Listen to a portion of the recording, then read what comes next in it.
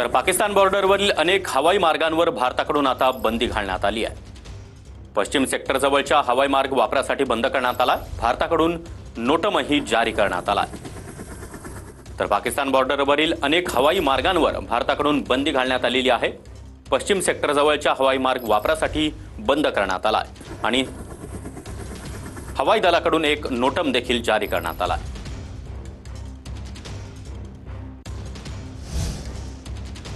बीएसएफचे महासंचालक पंतप्रधान नरेंद्र मोदी यांना भेटले आहेत। दोघांची भेट पंतप्रधानांच्या निवासस्थानी झाली। बीएसएफच्या महासंचालकांनी पंतप्रधान मोदींची सुमारे 1 तास भेट घेतली आहे। सीमेवरील सद्यस्थितीबद्दल पंतप्रधान नरेंद्र मोदी यांना बीएसएफच्या महासंचालकांनी माहिती दिली आहे। तर महत्त्वाची बातमी आपण पाहतोय, बीएसएफचे महासंचालक मोदींच्या निवासस्थानी मोदींसोबत त्यांनी 1 तास चर्चा देखील केली आहे।